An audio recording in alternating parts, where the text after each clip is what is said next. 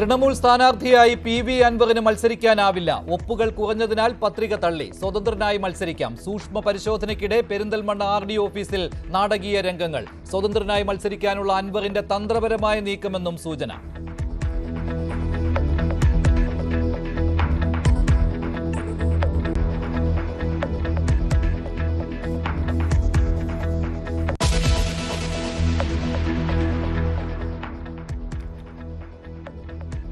രാജ്യത്ത് കോവിഡ് രോഗികൾ കൂടുതൽ കേരളത്തിൽ. 4 വർഷത്തിനു ശേഷം സംസ്ഥാനത്ത് വീണ്ടും ജാഗ്രതാ നിർദ്ദേശം. പൊതു ഇടങ്ങളിൽ മാസ്ക് ഉപയോഗിക്കണം. പുതിയ വകഭേദത്തിന് തീവ്രത കുറവ്, വ്യാപനശേഷി കൂടുതൽ.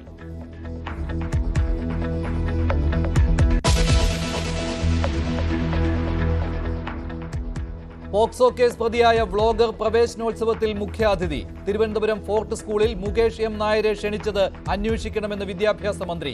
വിദ്യാഭ്യാസ ഉപഡയറക്ടർ റിപ്പോർട്ട് നൽകണം.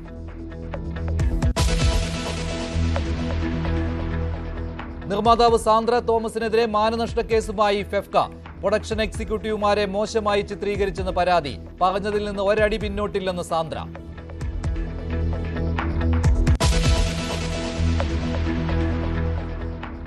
കർണാടകത്തിൽ വൻ ബാങ്ക് കവർച്ച. കനറ ബാങ്കിന്റെ മൺഗോളി ശാഖയിൽ നിന്ന് 59 കിലോ സ്വർണവും 5.5 ലക്ഷം രൂപയും കവർന്നു. മോഷണ വിവരം അറിയുന്നത് ഒരാഴ്ചയ്ക്ക് ശേഷം.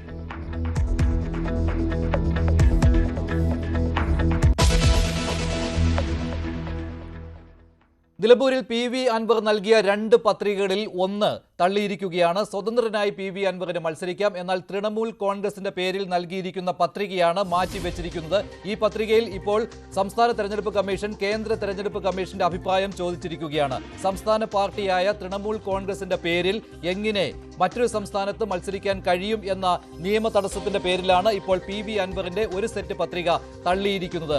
ഇതേക്കുറിച്ചുള്ള വാദപ്രതിവാദങ്ങൾ നടന്നിരുന്നു. മറ്റ് പത്രികകളുടെ സൂക്ഷ്മ പരിശോധനയ്ക്ക് ശേഷം ഈ പത്രിക വീണ്ടും പരിഗണിക്കും. അതിനാണ് കേന്ദ്ര തെരഞ്ഞെടുപ്പ് കമ്മീഷന് മുന്നിലേക്ക് പോയിരിക്കുന്നത്. ഇവിടെ നിയമപ്രശ്നം എന്ന് പറയുന്നത് ബംഗാളിൽ രജിസ്റ്റർ ചെയ്തിരിക്കുന്ന തൃണമൂൽ കോൺഗ്രസിന് കേരളത്തിൽ രജിസ്ട്രേഡ് ഓഫീസ് ഇല്ല. പക്ഷേ അസം, ത്രിപുര എന്നീ സംസ്ഥാനങ്ങളിൽ നേരത്തെ തൃണമൂൽ കോൺഗ്രസിന്റെ കേന്ദ്ര നേതൃത്വം നൽകിയ കത്തിന്റെ അടിസ്ഥാനത്തിൽ മത്സരിക്കുവാൻ അനുമതി നൽകിയതാണ് പാർട്ടിയുടെ പേരിൽ. അതേ പരിഗണന കേരളത്തിലും നൽകണം എന്ന ആവശ്യമാണ് PV അൻവർ ഉന്നയിച്ചിരിക്കുന്നത്. പക്ഷേ പത്രിക നൽകുവാനുള്ള സാധ്യത പരിഗണിച്ച് സ്വതന്ത്ര ചിഹ്നത്തിൽ മത്സരിക്കുവാനുള്ള ഒരു പത്രിക കൂടി നൽകിയിരുന്നു. ആ പത്രിക അംഗീകരിച്ചിരിക്കുകയാണ്. അങ്ങനെ നിലവിൽ PV അൻവറിന് നിലമ്പൂരിൽ സ്വതന്ത്ര ചിഹ്നത്തിൽ മത്സരിക്കേണ്ടി വരും. തൃണമൂൽ കോൺഗ്രസിന്റെ ചിഹ്നത്തിൽ മത്സരിക്കാനാവില്ല. എങ്കിലും ഇതേക്കുറിച്ചുള്ള വാദപ്രതിവാദങ്ങൾ ഒരിക്കൽ കൂടി നടക്കും. കേന്ദ്ര തെരഞ്ഞെടുപ്പ് കമ്മീഷൻ അംഗീകരിക്കുകയാണെങ്കിൽ PV അൻവറിന് തൃണമൂൽ കോൺഗ്രസിന്റെ സ്ഥാനാർത്ഥിയായിട്ട് മത്സരിക്കാം. അൻവറിന്റെ പ്രതികരണം കേൾക്കാം. പത്രിക തള്ളിയില്ല എന്നാണ് നിൽക്കട്ടെ. It is under pending. സ്വതന്ത്ര സ്ഥാനാർത്ഥിയായിട്ടുള്ള എൻ്റെ പത്രിക സ്വീകരിച്ചു. ചില വാർത്തകൾ കൊടുത്തുകൊണ്ടിരിക്കുന്നത് ഞാൻ ഇന്നലെയും മിനിയാന്ന് പത്രക്കാരായ നിങ്ങൾ ചോദിച്ചപ്പോൾ വളരെ കൃത്യമായി, ഇതാ മനോരമയുടെ ലേഖകൻ ഇവിടെ ഉണ്ട്, അദ്ദേഹത്തിന് കൃത്യമായിട്ട് ഓർമ്മയുണ്ട്. മറ്റുള്ളവർ അന്ന് ഇന്നലത്തെ മീറ്റിങ്ങിൽ പ്രസ് മീറ്റിൽ പങ്കെടുക്കാത്തവരുള്ളൂ. അതിൽ വളരെ കൃത്യമായി ആ ചോദ്യത്തിന് ഉത്തരം പറഞ്ഞതാണ്. ഞങ്ങൾ 2 പത്രിക കൊടുക്കുന്നുണ്ട്. ഒന്ന് AITCയുടേതാണ് പ്രിഫറൻസ് നൽകുന്നത്. 2 അത് തള്ളിപ്പോവുകയാണെങ്കിൽ മറ്റേത് ഉപയോഗിക്കും. കാരണം AITC കേരളത്തിൽ രജിസ്റ്റേർഡ് അല്ല. പക്ഷേ ത്രിപുരയിലും ആസാമിലും രജിസ്റ്റർ ചെയ്യാതെ തന്നെ AITCയുടെ നാഷണൽ കമ്മിറ്റിയുടെ കത്ത് പ്രകാരം അവിടെ ചിഹ്നം നൽകിയിട്ടുണ്ട്. അതൊരു ക്ലാരിഫിക്കേഷൻ വേണ്ട കാര്യമാണ്. ഇപ്പോൾ അത് മാറ്റിവെച്ചിരിക്കുകയാണ്. തള്ളി എന്നാണ് വാർത്ത. AITC കൊടുത്തത് മാറ്റിവെച്ച് സംസ്ഥാന ഇലക്ഷൻ കമ്മീഷൻ AITCയുടെ കൽക്കട്ട ഓഫീസിൽ നിന്ന് കൊടുത്ത മെയിൽ ദേശീയ ഇലക്ഷൻ കമ്മീഷനിലേക്ക് അയച്ചു കൊടുത്ത് അതൊരു ക്ലാരിഫിക്കേഷൻ വെയിറ്റ് ചെയ്യണം. PV അൻവർ നൽകിയ വിശദീകരണം തെരഞ്ഞെടുപ്പ് കമ്മീഷന്റെ പരിഗണനയ്ക്ക്, കേന്ദ്ര തെരഞ്ഞെടുപ്പ് കമ്മീഷന്റെ പരിഗണനയ്ക്ക് വേണ്ടി തൃണമൂൽ കോൺഗ്രസിന്റെ കത്ത് അയച്ചിരിക്കുകയാണ്. അവിടെ നിന്ന് ഒരു തീരുമാനം വന്നതിന് ശേഷം ഇതിലെ നിയമ തടസ്സം മാറുമോ എന്ന് അറിയാൻ കഴിയും. അങ്ങനെ തൃണമൂൽ കോൺഗ്രസിന്റെ ചിഹ്നത്തിൽ നിലവിൽ PV അൻവറിന് മത്സരിക്കാൻ കഴിയില്ല. അതിന്റെ അന്തിമ തീരുമാനം തെരഞ്ഞെടുപ്പ് കമ്മീഷനാണ് എടുക്കേണ്ടത്. അതുവരെ പത്രിക പരിഗണിക്കുന്നത് മാറ്റിവെച്ചിരിക്കുകയാണ്. അതേസമയം സ്വതന്ത്ര ചിഹ്നത്തിൽ മത്സരിക്കാം PV അൻവറിന്. കഴിഞ്ഞ ദിവസം തന്നെ അദ്ദേഹം ഇക്കാര്യം വ്യക്തമാക്കിയതാണ്. 2 പത്രികകളാണ് നൽകാൻ പോകുന്നത്. ഒന്ന് പാർട്ടിയുടെ പേരിലും രണ്ടാമത്തേത് സ്വതന്ത്രനായി മത്സരിക്കുവാനും വേണ്ടിയുള്ള പത്രികകളായിരിക്കും. അതിൽ രണ്ടാമത്തെ പത്രിക അംഗീകരിച്ചിരിക്കുകയാണ്. കൂടുതൽ വിവരങ്ങളുമായി CV അനുമോദ് ചേരുന്നുണ്ട് നിലമ്പൂരിൽ നിന്ന്. അനുമോദ്, പെരിന്തൽമണ്ണ RD ഓഫീസിലാണല്ലോ പത്രികകളുടെ സൂക്ഷ്മ പരിശോധന നടക്കുന്നത്. ഇപ്പോൾ എല്ലാ പത്രികകളുടെയും പരിശോധന പൂർത്തിയായിട്ടുണ്ടോ? അവസാനം തൃണമൂൽ കോൺഗ്രസിന്റെ പേരിൽ നൽകിയിരിക്കുന്ന അൻവറിന്റെ പത്രിക പരിഗണിക്കാമെന്നാണല്ലോ പറഞ്ഞിരിക്കുന്നത്.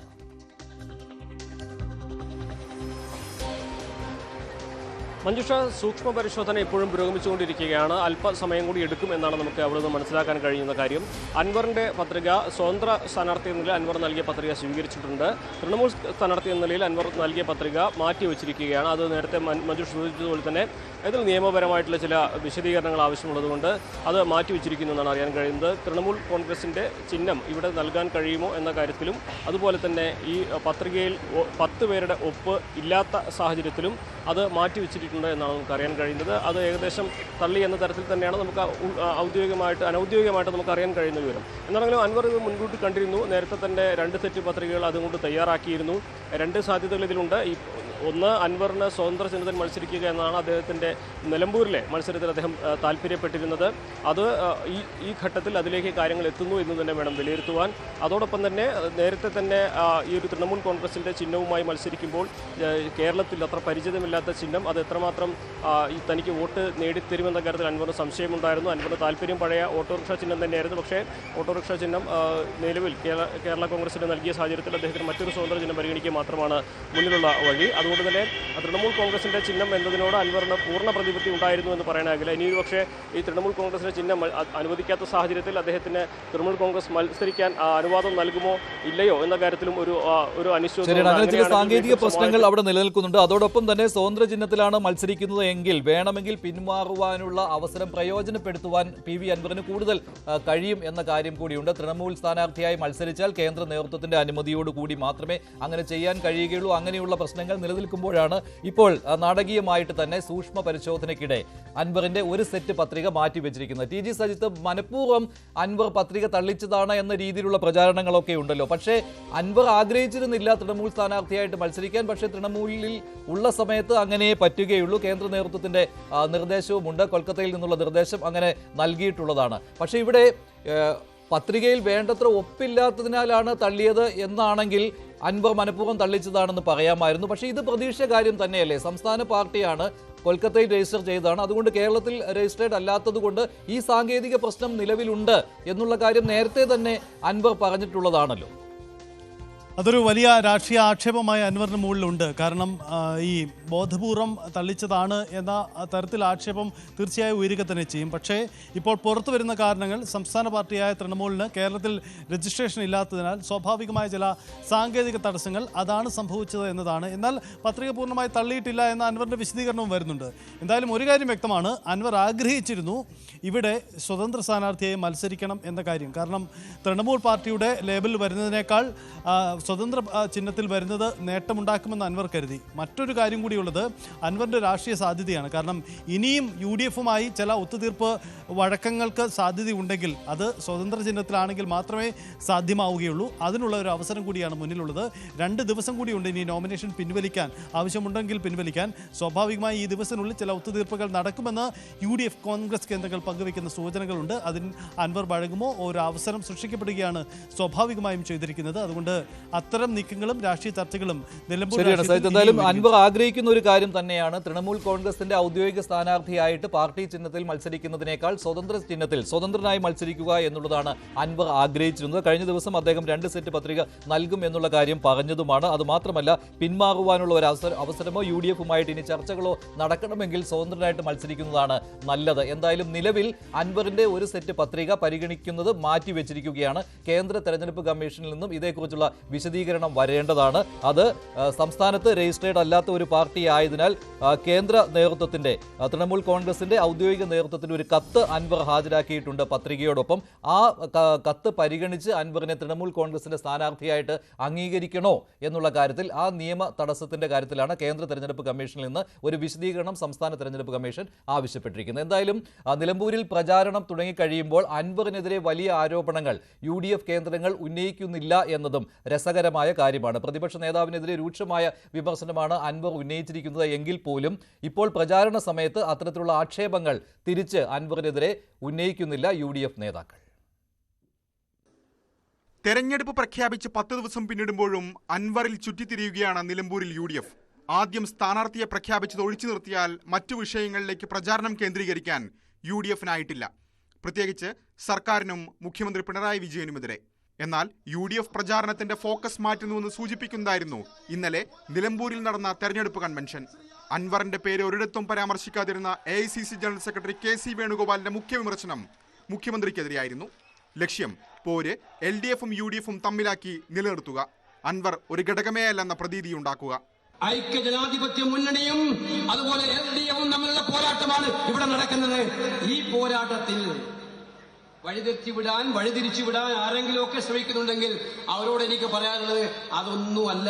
ഇവിടുത്തെ ജനങ്ങളുടെ പ്രധാന പ്രശ്നം ഇടതുപക്ഷ മുന്നണിയുടെ ദുർഭരണത്തെ അവസാനിപ്പിക്കാൻ വേണ്ടിയുള്ള ശ്രമം നടത്തുക എന്നതാണ്. അതിന് നിലമ്പൂരിലെ ജനങ്ങൾ ഒറ്റക്കെട്ടായി നിൽക്കും എന്നുള്ള കാര്യത്തിൽ സംശയമില്ല. അൻവർ അടഞ്ഞ അധ്യായമെന്ന് പറയുമ്പോഴും വാതിലുകൾ ഇപ്പോഴും പൂർണ്ണമായി കോൺഗ്രസ് അടയ്ക്കുന്നില്ല. അത് സൂചിപ്പിക്കുന്നതായിരുന്നു DCC അധ്യക്ഷൻ VS ജോയിയുടെ പ്രതികരണം. ആ നിർണയ ശ്രമങ്ങളൊക്കെ നടന്നിരുന്നു, എല്ലാവരും നടത്തിയിരുന്നു, ഒരുമിച്ചാണ് നടത്തിയത്, അത് നടക്കുന്നുണ്ട്. അത് തെരഞ്ഞെടുപ്പിന്റെ അവസാനം വരെ ഉണ്ടാവുമല്ലോ, സ്വാഭാവികമായിട്ടും എല്ലാവരും ഉൾക്കൊണ്ട് എല്ലാവരുടെ വോട്ടും വാങ്ങാൻ എല്ലാ തരത്തിലുള്ള അനുനയം. അങ്ങനെയൊന്നുമില്ല, അങ്ങനെ പറഞ്ഞില്ലല്ലോ. തൃണമൂലിന്റെ പേരിലുള്ള പത്രിക തള്ളിച്ചുകൊണ്ട് അൻവറും ഇത്തരമൊരു പ്രതീതിയാണ് നൽകുന്നത്. ന്യൂസ് 18 നിലമ്പൂർ. എന്നാൽ PV അൻവറുമായിട്ട് ഇനി ഒരു ചർച്ചയും ഇല്ല എന്നാണ് രമേശ് ചെന്നിത്തല പറഞ്ഞത്. ചർച്ചയുടെ വാതിലുകൾ അടഞ്ഞുവെന്ന് ചെന്നിത്തല പറയുന്നു. ഞങ്ങൾ അതുകൊണ്ട് അങ്ങനെ കാണുന്നില്ലാത്തതുകൊണ്ടല്ലേ അതിനെപ്പറ്റി ഒന്നും പറയാത്തത്. ഒരു ഘടകമാണെന്ന് ഞങ്ങൾ വിശ്വസിക്കുന്നില്ല. ഇനി ഒരു സാധ്യതയില്ല, ഇനി ഒരു ചർച്ചയില്ല. ഇനി ജനങ്ങളുമായിട്ട് മാത്രമേ ചർച്ചയുള്ളൂ. ഞാൻ ചർച്ചയിൽ ഉണ്ടായിരുന്ന ഒരാളാണ്. ഞങ്ങളാരും ഇനി ഒരു ചർച്ചയ്ക്കില്ല, അതിൻ്റെ സമയം കഴിഞ്ഞു പോയി. ഇന്നലത്തെ UDF കൺവെൻഷനിൽ നിലമ്പൂരിൽ പാണക്കാട് കുടുംബത്തിൽ നിന്ന് ആരും പങ്കെടുക്കാതിരുന്നത് ആയുധമാക്കുകയാണ് ഇപ്പോൾ LDF ചെയ്യുന്നത്. എന്തുകൊണ്ട് പാണക്കാട് തങ്ങന്മാർ UDF കൺവെൻഷനിൽ വന്നില്ല എന്നുള്ളതാണ് ഇപ്പോൾ LDF ആയുധമാക്കുന്നത്. ഇതിനുള്ള വിശദീകരണം UDF കേന്ദ്രങ്ങൾ നൽകിയിട്ടുണ്ട്. ഇന്നലെ തന്നെ ആ വിശദീകരണം നൽകിയിരുന്നു. സാദിഖ് അലി ശിഹാബ് തങ്ങൾ ഹജ്ജിന് പോയിരിക്കുകയാണ് എന്നുള്ള വിശദീകരണമായിരുന്നു. ഒപ്പം മുനവർ അലി തങ്ങൾ വിദേശത്തായിരുന്നു, അബ്ബാസ് അലി തങ്ങൾ ഒഴിവാക്കാൻ കഴിയാത്ത ഒരു പരിപാടിയിലായിരുന്നു എന്നുള്ള വിശദീകരണവും നൽകിയതാണ്. എങ്കിലും ആ വിമർശനം തുടരുകയായിരുന്നു. ഇന്ന് അബ്ബാസ് അലി തങ്ങൾ ആര്യാടൻ ഷൗക്കത്തിന്റെ പഞ്ചായത്ത് പര്യടനം ഉദ്ഘാടനം ചെയ്യുവാൻ എത്തിയിരുന്നു. അങ്ങനെ ആ വിമർശനത്തിന്റെ മുനയൊടിക്കുകയാണ് ഇപ്പോൾ ചെയ്യുന്നത് UDF. നേരത്തെ ഡേറ്റുകൾ കൊടുത്താണ്. ഇന്ന് പ്രചരണ ജാഥയ്ക്ക് വരാം. ഇനിയും തുടർന്നുള്ള ദിവസങ്ങളിലും വളരെ സജീവമായി എല്ലാവരും ഉണ്ടാവും. ഇന്നലെ മുസ്ലിം ലീഗിന്റെ സമ്മന്നതരായ എല്ലാ നേതാക്കളും ആ കൺവെൻഷനിൽ പങ്കെടുത്തിട്ടുണ്ട്. അത് ചിലർ അതിനെ തെറ്റിദ്ധരിപ്പിക്കുന്ന രീതിയിൽ ഒരു വാർത്ത ചമച്ചതാണ്.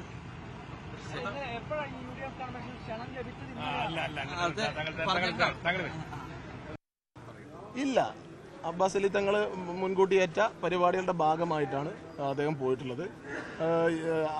ആര്യാടൻ ഷൗക്കത്ത് സ്ഥാനാർത്ഥിയായി ആദ്യം നിലമ്പൂരിന് പുറത്ത് ആദ്യം അദ്ദേഹം പോയത് പാണക്കാട് തറവാട്ടിലേക്കാണ്. അവിടെ എല്ലാ തങ്ങന്മാരുടെയും അനുഗ്രഹം മേടിച്ചിട്ടാണ്. സാദിഖ് അലി തങ്ങൾ ഹജ്ജ് കർമ്മം അനുഷ്ഠിക്കുന്നതിന് വേണ്ടി പുറത്തു പോയതാണ്. ബാക്കി എല്ലാ തങ്ങന്മാരും, മുനവർ അലി തങ്ങൾ ഇവിടെ വന്നിരുന്നു, UDYFന്റെ മീറ്റിംഗിൽ പങ്കെടുക്കാൻ നിലമ്പൂരിൽ അദ്ദേഹം കഴിഞ്ഞ ദിവസം വന്നിരുന്നു. നിങ്ങളാരും വാർത്തയാക്കിയില്ല. അതെ, എല്ലാ തങ്ങന്മാരും ഈ പരിപാടികളിലൊക്കെ പങ്കെടുക്കും. ഇല്ല, അങ്ങനെ ഒരു ആശയക്കുഴപ്പമില്ല, ക്ഷണിച്ചിരുന്നു. സാദിഖ് അലി തങ്ങൾ ഇങ്ങനെ അവിടെ ആയതുകൊണ്ടാണ്. മുനവർ അലി തങ്ങൾ മിനിഞ്ഞാന്ന് പരിപാടി പങ്കെടുത്തു. അബ്ബാസ് അലി തങ്ങൾക്ക് ഇന്നലെ എത്തിച്ചേരാൻ കഴിയില്ല, പക്ഷേ പര്യടനത്തിന്റെ ഉദ്ഘാടനം അദ്ദേഹമാണെന്ന് അറിയിച്ചിരുന്നു. ഓരോ പരിപാടിയും നമ്മൾ ചാർട്ട് ചെയ്ത് കൃത്യമായിട്ടാണ് പോകുന്നത്. ഇല്ല, വാർത്തയായത് നിങ്ങളതിന്റെ സോഴ്സ് അന്വേഷിക്കാതെ, സ്രോതസ് അന്വേഷിക്കാതെ നിങ്ങൾ വാർത്ത കൊടുത്താണ്. അവരെ അറിയിക്കാതെ ഒരു തെരഞ്ഞെടുപ്പ് കൺവെൻഷൻ നടത്തുക, അത് അപ്രധാനമായിട്ട് തള്ളുക എന്ന് പറഞ്ഞാൽ അവരുടെ എല്ലാം ഭിന്നിപ്പാണ്. യഥാർത്ഥത്തിൽ ഈ സ്ഥാനാർത്ഥിയോടുള്ള അതൃപ്തിയാണ് അവർ പ്രകടിപ്പിക്കുന്നത്. അത് താഴെ തട്ടിൽ വരെ ഉണ്ട്. ഇപ്പോൾ UDFന്റെ നേതാക്കന്മാരെ തന്നെ നമ്മൾ നിരന്നു നിന്നൊന്ന് നോക്കിയാൽ അവരുടെ മുഖത്തത് പ്രതിഫലിക്കും. നിർബന്ധിതമായ സാഹചര്യത്തിൽ അവർ പ്രവർത്തിക്കും. യാന്ത്രികമായിട്ടുള്ള ഒരു പ്രവർത്തനം അവർ നടത്തുന്നുണ്ട് എന്ന് മാത്രമേ ഉള്ളൂ. മുസ്ലിം ലീഗ് പോലുള്ള ഒരു പ്രസ്ഥാനത്തിനെ അത് അടുത്ത് നിർത്താതെ അവർക്ക് മുന്നോട്ട് പോകാൻ കഴിയില്ല. പക്ഷേ മുസ്ലിം ലീഗിൻ്റെ നിലപാടിന് യാതൊരു പ്രസക്തി ഇന്നത്തെ UDFനകത്ത് കിട്ടുന്നില്ല എന്നുള്ളതാണ് ഇത് സൂചിപ്പിക്കുന്നത്. ഇതാണ് ഇപ്പോൾ CPMന്റെ ഇതേക്കുറിച്ചുള്ള വിമർശനം തുടരുകയാണ് CPM ചെയ്യുന്നത്. E. ജയൻ മലപ്പുറം ജില്ലാ സെക്രട്ടറിയുടെ ചുമതല വഹിക്കുന്നയാളാണ്. അദ്ദേഹമാണ് ഇപ്പോൾ പ്രതികരിച്ചത്. പാണക്കാട് തങ്ങന്മാർ എന്തുകൊണ്ട് UDF കൺവെൻഷനിൽ ഇന്നലെ വന്നില്ല എന്നുള്ളത്. ഇതിനുള്ള വിശദീകരണം ഇതിനകം തന്നെ UDF നൽകുകയും അബ്ബാസ് അലി തങ്ങളെ ഇന്ന് ആര്യാടൻ ഷൗക്കത്തിന്റെ പ്രചാരണത്തിൽ കൊണ്ടുവരികയും ചെയ്തു. എങ്കിൽ പോലും LDF ഈ പ്രചാരണം ഇതുവരെ നിർത്തിയിട്ടില്ല. ഇതാണ് നിലമ്പൂരിലെ മറ്റൊരു രാഷ്ട്രീയ അന്തരീക്ഷം. അവിടെ ഓരോ കാര്യങ്ങളും ഇപ്പോൾ തെരഞ്ഞെടുപ്പ് പ്രചാരണത്തിലുള്ള ആയുധമാക്കി മാറ്റിക്കൊണ്ടിരിക്കുകയാണ് ഓരോ മുന്നണികളും. അതേസമയം രമേശ് ചെന്നിത്തലയും തെരഞ്ഞെടുപ്പ് കൺവെൻഷനിൽ പങ്കെടുത്തിരുന്നില്ലായിരുന്നു. ഇതും വിമർശന വിധേയമായിരുന്നു. എന്നാൽ മനഃപൂർവ്വം കൺവെൻഷനിൽ പങ്കെടുത്തതാണ് എന്ന രീതിയിൽ വന്ന വാർത്ത ശരിയല്ലെന്നാണ് രമേശ് ചെന്നിത്തല പറഞ്ഞത്. അദ്ദേഹത്തിന്റെ പ്രതികരണത്തിലേക്ക്. ഇന്നലെ എൻ്റെ നിയോജക മണ്ഡലത്തിൽ ഞാൻ തന്നെ മന്ത്രിയെ ക്ഷണിച്ച് തെരഞ്ഞെടുപ്പൊക്കെ പ്രഖ്യാപിക്കുന്നതിന് വളരെ മുമ്പ് 2 സ്കൂൾ കെട്ടിടങ്ങളുടെ ഉദ്ഘാടനം വെച്ചിരുന്നു. ഒരു MLA എന്നുള്ള നിലയിൽ സ്വാഭാവികമായ ഒരു കെട്ടിടം നിർമ്മിക്കാൻ എന്തെല്ലാം പാടുപെടും എന്നുള്ള കാര്യം നിങ്ങൾക്കും അറിയാവുന്നതാണ്. അതിൻ്റെ ഉദ്ഘാടനത്തിന് ഇന്നലെ സംസ്ഥാന പ്രവേശനോത്സവം ആലപ്പുഴയിലായിരുന്നു. അത് കഴിഞ്ഞ് മന്ത്രി വരാമെന്ന് നേരത്തെ സമ്മതിച്ചത്. അത് പിന്നെ മാറ്റിവെക്കാൻ കഴിയാത്ത ഒരവസ്ഥയുണ്ട്. കാരണം ജനങ്ങളും കുട്ടികളും എല്ലാം തയ്യാറെടുത്ത് നിൽക്കുന്നൊരു സാഹചര്യമായിരുന്നു. അതുകൊണ്ടാണ് ഇന്നലത്തെ കൺവെൻഷനിൽ എനിക്ക് വരാൻ കഴിയാതെ പോയത്. ഞാൻ 30-ാം തീയതി ഇവിടെ 5 മണ്ഡലം കൺവെൻഷനിൽ പങ്കെടുത്ത ഒരാളാണ്. നിങ്ങളിൽ ചില ആളുകൾ തെറ്റിദ്ധരിച്ച് ഞാൻ ഇന്നലെ കൺവെൻഷനിൽ പങ്കെടുത്തിട്ടുള്ള വാർത്ത കൊടുത്തത് ഞാൻ അറിയുകയുണ്ടായി. അത് ശരിയല്ല.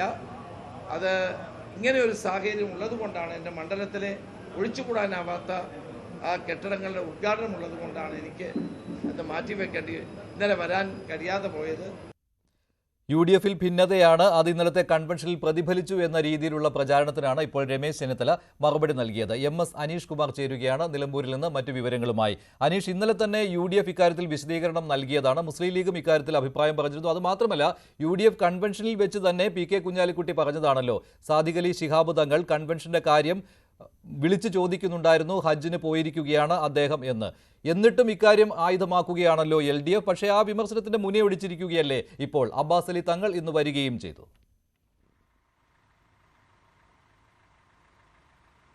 തീർച്ചയായും മഞ്ജുഷ, ഈ പ്രചാരണത്തിൻ്റെ തുടക്കം അല്ലെങ്കിൽ തെരഞ്ഞെടുപ്പുമായി ബന്ധപ്പെട്ട നടപടികൾ ആരംഭിച്ചപ്പോൾ തന്നെ 2 കാര്യങ്ങളിലാണ് ആരോപണങ്ങൾ അല്ലെങ്കിൽ ആക്ഷേപങ്ങൾ വരുന്നത്. ഒന്ന്, കോൺഗ്രസിൻ്റെ നേതാക്കൾക്കിടയിൽ തമ്മിൽ ഭിന്നതയുണ്ട്.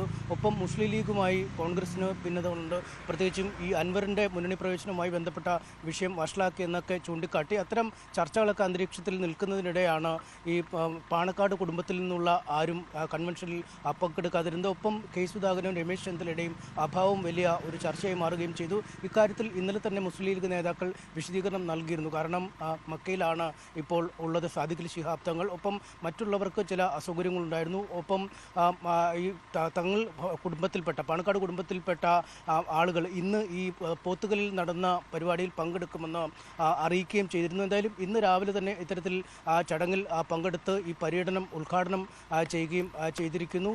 ഇതിനുശേഷം ഈ ക്ഷണിച്ച ഈ പാണക്കാട് കുടുംബത്തിൽ നിന്നുള്ളവരെ ഈ ചടങ്ങിലേക്ക് ക്ഷണിച്ചത് വൈകിയാണെന്നുള്ള ചില വിമർശനങ്ങളൊക്കെ ഉയർന്നിരുന്നു. എന്നാൽ ആ വാദവും പൂർണ്ണമായി തള്ളുകയാണ്. എന്തായാലും ഇന്ന് നടന്ന പ്രചാരണ പരിപാടികളിൽ ഉടനീളം ലീഗ് നേതാക്കളുടെയും പ്രവർത്തകരുടെയും ഒക്കെ വലിയ സാന്നിധ്യമുണ്ടായിരുന്നു. മറിച്ചുള്ള എല്ലാ വാദങ്ങളും, മറിച്ചുള്ള എല്ലാ ആരോപണങ്ങളും അടിസ്ഥാനരഹിതമാണെന്നും ലീഗ് നേതാക്കളും കോൺഗ്രസ് നേതാക്കളും പറയുന്നുമുണ്ട്. മഞ്ജുഷ്.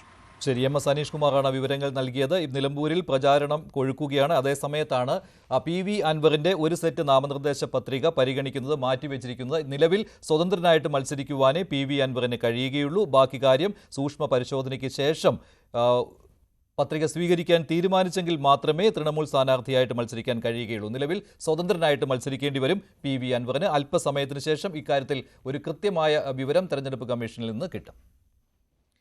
മറ്റു വാർത്തകളിലേക്ക്. രാജ്യത്ത് കോവിഡ് കണക്കിൽ കേരളം ഇപ്പോഴും മുന്നിലാണ്. കഴിഞ്ഞ ദിവസത്തെ പരിശോധനയിലും രാജ്യത്ത് ആകെ കോവിഡ് രോഗികളിൽ ഏറ്റവും കൂടുതൽ രോഗികളുള്ളത് കേരളത്തിലാണ്. അതിനാൽ തന്നെ 4 വർഷത്തിന് ശേഷം വീണ്ടും കോവിഡ് ജാഗ്രതാ നിർദ്ദേശം കേരളത്തിൽ നിലവിൽ വന്നിരിക്കുകയാണ്. മാസ്ക് പൊതു ഇടങ്ങളിൽ നിർബന്ധമാക്കിയിട്ടില്ല എങ്കിൽ പോലും മാസ്ക് ധരിക്കണം, ഇത് ശ്രദ്ധിക്കണം എന്ന കാര്യം ഇപ്പോൾ ജാഗ്രതാ നിർദ്ദേശവുമായി ആരോഗ്യവകുപ്പ് സർക്കുലർ പുറപ്പെടുവിച്ചിരിക്കുകയാണ്.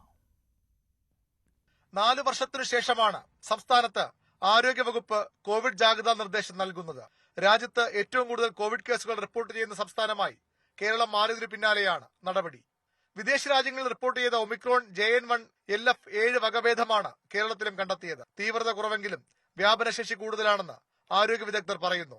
ഈ സാഹചര്യം മുന്നിൽ കണ്ടാണ് ആരോഗ്യവകുപ്പിന്റെ പ്രതിരോധ പ്രവർത്തനങ്ങൾ. കോവിഡ് ഇൻഫ്ലുവൻസ രോഗികളെ ആശുപത്രികളിൽ പ്രത്യേക വാർഡിലോ മുറിയിലോ പാർപ്പിക്കണം. പൊതുയിടങ്ങളിൽ മാസ്ക് ധരിക്കുന്നത് പ്രോത്സാഹിപ്പിക്കണം. 2023 ഇറക്കിയ ABC മാർഗനിർദ്ദേശങ്ങൾ ആരോഗ്യ പ്രവർത്തകർ പാലിക്കണം. ആശുപത്രികളിൽ ആവശ്യമായ ചികിത്സാ സംവിധാനങ്ങൾ ഒരുക്കണം. കോവിഡ് രോഗലക്ഷണങ്ങളോടെ ചികിത്സയ്ക്കെത്തുന്നവരെ ആന്റിജനും പിന്നീട് RT-PCR പരിശോധനകൾക്ക് വിധേയമാക്കണം. ആരോഗ്യ പ്രവർത്തകർക്കും കൂട്ടിരിപ്പുകാർക്കും കോവിഡ് പരിശോധന നിർബന്ധമായും നടത്തണം. ആശുപത്രി സന്ദർശനങ്ങൾക്ക് കർശന നിയന്ത്രണം വേണം. ഈ വർഷം ഇതുവരെ സംസ്ഥാനത്ത് കോവിഡ് ബാധിച്ച് 8 പേരാണ് മരിച്ചത്. കോവിഡ് മാരകമല്ലെന്ന് പറയുമ്പോഴും ഗുരുതര രോഗമുള്ളവർക്കും ഗർഭിണികൾക്കും രോഗം ബാധിച്ചാൽ അപകടകരമായ സാഹചര്യം ഉണ്ടായേക്കാം. ഇത് തിരിച്ചറിഞ്ഞുള്ള മുൻകരുതലാണ് ആരോഗ്യവകുപ്പ് സ്വീകരിക്കുന്നത്. ന്യൂസ് 18 തിരുവനന്തപുരം. രാജ്യത്ത് കോവിഡ് കേസുകൾ 4026 ഉയർന്നിട്ടുണ്ട്. കഴിഞ്ഞ ദിവസം 5 പേർ മരിച്ചു. 200-ലധികം പേർക്കാണ് കോവിഡ് ബാധ പുതിയതായി സ്ഥിരീകരിച്ചിട്ടുള്ളത്. രാജ്യത്ത് കഴിഞ്ഞ 24 മണിക്കൂറിനിടെ കോവിഡ് ബാധിച്ച് 5 മരണം കൂടി രേഖപ്പെടുത്തി. മഹാരാഷ്ട്രയിൽ 2ഉം പശ്ചിമബംഗാൾ, തമിഴ്നാട്, കേരളം എന്നീ സംസ്ഥാനങ്ങളിൽ ഓരോ മരണവും വീതവും റിപ്പോർട്ട് ചെയ്തു. അതിനിടെ കോവിഡ് ബാധിതരുടെ എണ്ണവും ക്രമാതീതമായി ഉയരുകയാണ്.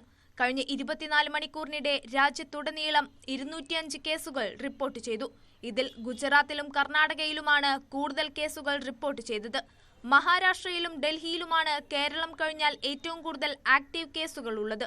ജനുവരി 1 മുതൽ മഹാരാഷ്ട്രയിൽ മാത്രം 483 കോവിഡ് കേസുകൾ റിപ്പോർട്ട് ചെയ്തിട്ടുണ്ട്. ഇതിൽ 477 കേസുകൾ മെയ് മാസത്തിൽ മാത്രം രേഖപ്പെടുത്തിയതാണെന്നും ആരോഗ്യവകുപ്പ് അറിയിച്ചു. ഈ വർഷം തുടക്കം മുതൽ സംസ്ഥാനത്ത് 11 രോഗികൾ കോവിഡ് ബാധിച്ചു മരിച്ചു. 506 ആക്റ്റീവ് കേസുകളാണ് നിലവിലുള്ളത്. ഇതിനോടകം 369 പേർ സുഖം പ്രാപിച്ചിട്ടുമുണ്ട്. ഡൽഹി, ഗുജറാത്ത്, കർണാടക, പശ്ചിമബംഗാൾ സംസ്ഥാനങ്ങളിലും സമാന സാഹചര്യം തന്നെയാണ്. ഡൽഹിയിൽ 483, ഗുജറാത്തിൽ 338, പശ്ചിമബംഗാളിൽ 331, കർണാടകയിൽ 253 പേർക്കും കോവിഡ് ബാധ സ്ഥിരീകരിച്ചിട്ടുണ്ട്. അതേസമയം രാജ്യത്ത് കോവിഡ് കേസുകൾ ഉയരുന്ന പശ്ചാത്തലത്തിൽ സംസ്ഥാനങ്ങൾക്ക് നേരെ കേന്ദ്ര ആരോഗ്യ മന്ത്രാലയം മാർഗനിർദ്ദേശങ്ങൾ നൽകിയിരുന്നു. രോഗലക്ഷണമുള്ള എല്ലാവർക്കും കോവിഡ് പരിശോധന നടത്തണം. പല സംസ്ഥാനങ്ങളിലും മഴ തുടരുന്ന സാഹചര്യത്തിൽ നിരവധി പേരെ ദുരിതാശ്വാസ ക്യാമ്പുകളിലേക്ക് മാറ്റിയിട്ടുണ്ട്. ഈ സാഹചര്യത്തിൽ രോഗലക്ഷണങ്ങളുള്ളവർ ക്യാമ്പുകളിൽ ഉണ്ടെങ്കിൽ മാസ്ക് ധരിക്കണം. കോവിഡ് വ്യാപന പശ്ചാത്തലത്തിൽ സർക്കാർ സ്വകാര്യ ആശുപത്രികളിൽ മോക്ക് ഡ്രിൽ നടത്തണം തുടങ്ങി നിരവധി നിർദ്ദേശങ്ങൾ പുറപ്പെടുവിച്ചിട്ടുണ്ട്. എന്നാൽ നിലവിൽ ആശങ്കപ്പെടേണ്ട സാഹചര്യമില്ലെന്നും ജാഗ്രത തുടർന്നാൽ മതിയെന്നും കേന്ദ്ര ആരോഗ്യ മന്ത്രാലയം വ്യക്തമാക്കി. News desk, news 18. തിരുവനന്തപുരത്ത് സ്കൂൾ പ്രവേശന ഉത്സവ ചടങ്ങിൽ പോക്സോ കേസ് പ്രതിയായ വ്ളോഗർ മുഖ്യാതിഥിയായി എത്തിയതിനെതിരെ വിദ്യാഭ്യാസ മന്ത്രി അന്വേഷണം പ്രഖ്യാപിച്ചു. Vlogger Mukesh M. നായർ ഉദ്ഘാടകനായി വന്നതിനെ കുറിച്ചാണ് ഇപ്പോൾ അന്വേഷണം പ്രഖ്യാപിച്ചിരിക്കുന്നത്. ജില്ലാ വിദ്യാഭ്യാസ ഡെപ്യൂട്ടി ഡയറക്ടർക്കാണ് മന്ത്രി നിർദ്ദേശം നൽകിയത്. പടിഞ്ഞാറേക്കോട്ട ഗവൺമെന്റ് ഫോർട്ട് ഹൈസ്കൂളിൽ കഴിഞ്ഞ ദിവസം നടന്ന പ്രവേശനോത്സവത്തിലാണ് മുഖ്യാതിഥിയായി വ്ളോഗർ മുകേഷ് M. നായർ പങ്കെടുത്തത്.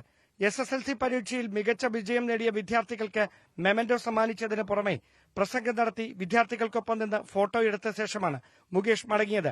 മുൻ ACP OA സുനിൽ ഉൾപ്പെടെയുള്ളവരും ചടങ്ങിൽ പങ്കെടുത്തിരുന്നു. എന്നാൽ സ്കൂൾ അധികൃതർ അല്ല മുകേഷിനെ അതിഥിയായി ക്ഷണിച്ചതെന്നും ഇയാൾ അതിഥിയായി എത്തുന്ന കാര്യം അറിഞ്ഞിരുന്നില്ലെന്നുമാണ് ഹെഡ്മാസ്റ്റർ പ്രദീപ് കുമാറിന്റെ വിശദീകരണം.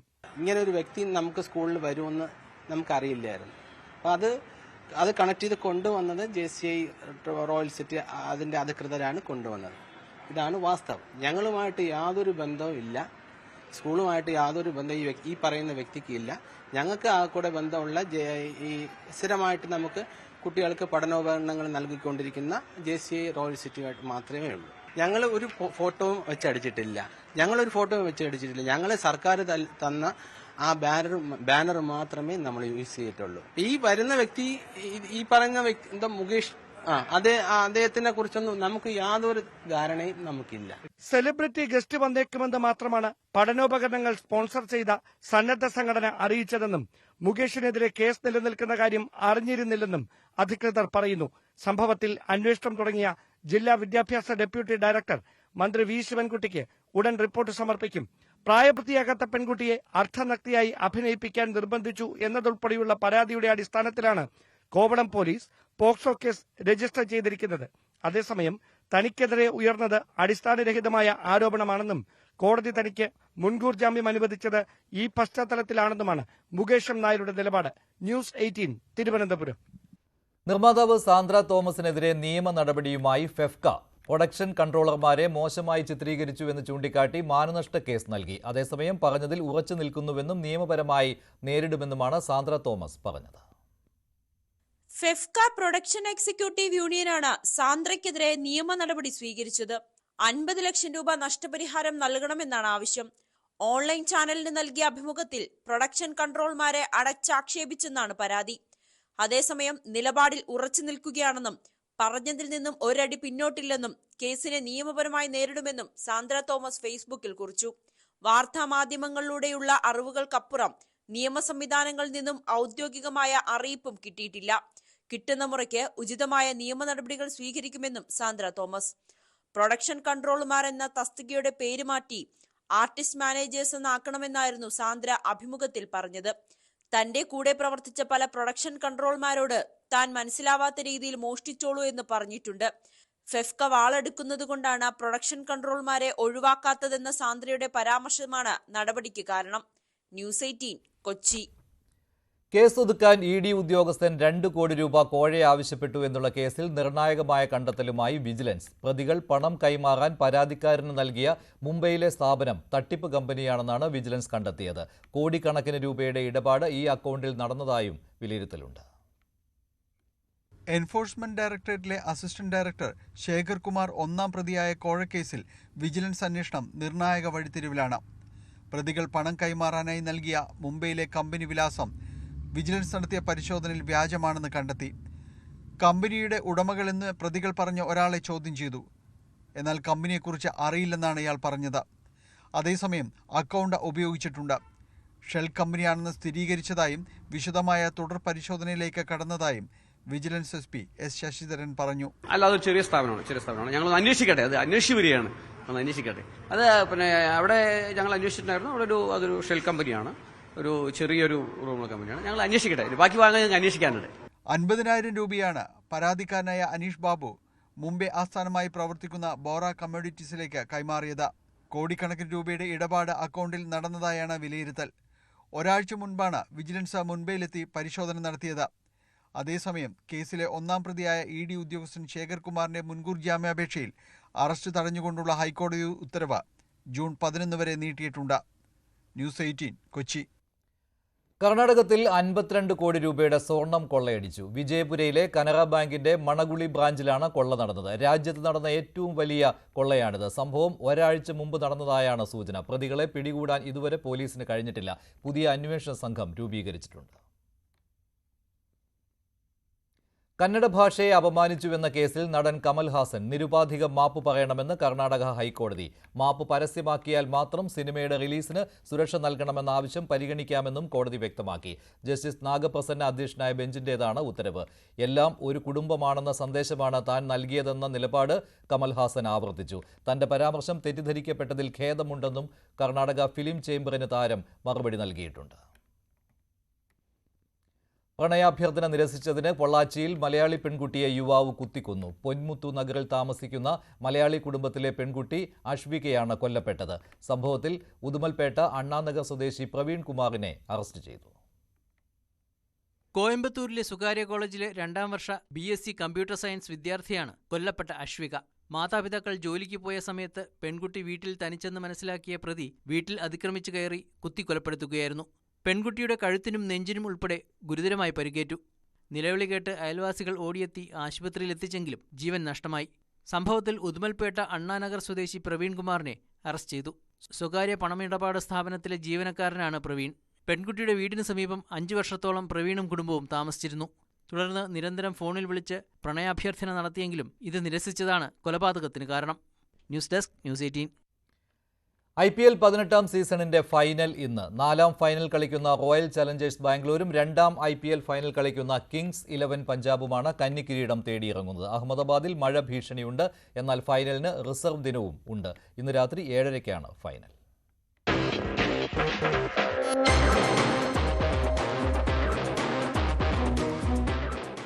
ക്രിക്കറ്റ് ആവേശത്തിന്റെ സുന്ദര രാവുകൾക്കൊടുവിൽ ഇന്നാണ് കലാശപ്പോര്. പുതിയൊരു ചാമ്പ്യൻ ടീം ഉണ്ടാകും എന്നത് തന്നെ ഏറ്റവും പ്രധാനം. 2009-ലും 2011-ലും 2017-ലും കിരീടത്തിന് തൊട്ടരികെത്തിയ ശേഷമായിരുന്നു RCBയുടെ മോഹഭംഗം. പഞ്ചാബിന്റെ ഏക ഫൈനൽ അത് 2014-ലായിരുന്നു. പഞ്ചാബ് ക്യാപ്റ്റൻ ശ്രേയസ് അയ്യറാണ് ശ്രദ്ധാകേന്ദ്രം. 3-ാം തവണയാണ് ശ്രേയസ് IPL ഫൈനലിൽ ടീമിനെ നയിക്കുന്നത്. 2020 ഡൽഹിയും കഴിഞ്ഞ സീസണിൽ കൊൽക്കത്തയും ഇത്തവണ പഞ്ചാബും അയ്യരുടെ ശ്രേയസിൽ ഫൈനലിലെത്തി. ലീഗ് ഘട്ടത്തിൽ ഏറ്റവും മികവ് കാട്ടിയ 2 ടീമുകളാണ് ഫൈനലിൽ ഏറ്റുമുട്ടുന്നത്. 1ാം സ്ഥാനക്കാരായ പഞ്ചാബിന് അതുകൊണ്ട് തന്നെ മഴയെ പേടിക്കാതെ ഫൈനൽ കളിക്കാം. റിസർവ് ദിനവും മഴ കൊണ്ടുപോയാൽ കിങ്സ് ആയിരിക്കും 2025 ചാമ്പ്യന്മാർ. പഞ്ചാബിനെ തോൽപ്പിച്ചതിന്റെ ആത്മവിശ്വാസമുണ്ട് RCBക്ക്. എലിമിനേറ്റർ കളിച്ചെത്തിയ മുംബൈക്കെതിരെ കൂറ്റൻ വിജയലക്ഷ്യം പിന്തുടർന്ന് ജയിച്ചതിന്റെ സന്തോഷത്തിലാണ് പഞ്ചാബ് കിങ്സ്. അഹമ്മദാബാദിലെ 8 മത്സരങ്ങളിൽ 6 ആദ്യം ബാറ്റ് ചെയ്ത ടീമിനായിരുന്നു ജയം. അപവാദമായത് മുംബൈക്കെതിരെ പഞ്ചാബ് നേടിയ വിജയമാണ്. ടോസ് നേടിയാൽ ഇന്നും പഞ്ചാബ് എതിരാളികളെ ബാറ്റിംഗ് അയക്കാനാണ് സാധ്യത. ചേസിംഗിൽ RCBയും കരുത്തരാണ്. രണ്ടാമത് ബാറ്റ് ചെയ്ത 7 മത്സരങ്ങളിൽ 6 റോയൽ ചലഞ്ചേഴ്സ് ജയിച്ചു. പേസ് ബോളിംഗിലാണ് പഞ്ചാബിന് മികവ് കണ്ടെത്തേണ്ടത്. ഒപ്പത്തിനൊപ്പമാണ് മുൻകാല പോരാട്ടങ്ങളിൽ RCBയും പഞ്ചാബ് കിങ്സും. 36 മത്സരങ്ങളിൽ പരസ്പരം ഏറ്റുമുട്ടിയപ്പോൾ 18 തവണ വീതം 2 ടീമും ജയിച്ചു. Sports desk, news 18. ഇനി സ്വർണം വെള്ളി നിരക്കുകൾ കൂടി നോക്കാം. കവിത ഗോൾഡ് ആൻഡ് ഡയമണ്ട്സ് ഇന്നത്തെ സ്വർണം വെള്ളി നിരക്കുകൾ നിങ്ങൾക്കായി സമർപ്പിക്കുന്നത് Kavitha gold and diamonds, the versatile jewellery. 22 carat ഗ്രാമിന് 9,080, പവന് 72,640. 18 ക്യാരറ്റ് ഗ്രാമിന് 7,475, പവന് 59,800. വെള്ളി ഗ്രാമിന് 112, കിലോയ്ക്ക് 1,12,000 രൂപ. കവിത ഗോൾഡ് ആൻഡ് ഡയമണ്ട്സ് ഇന്നത്തെ സ്വർണം വെള്ളി നിരക്കുകൾ നിങ്ങൾക്കായി സമർപ്പിച്ചത് Kavitha gold and diamonds, the versatile jewellery. ഇടവേളയ്ക്ക് ശേഷം സകലമാന കേരളം.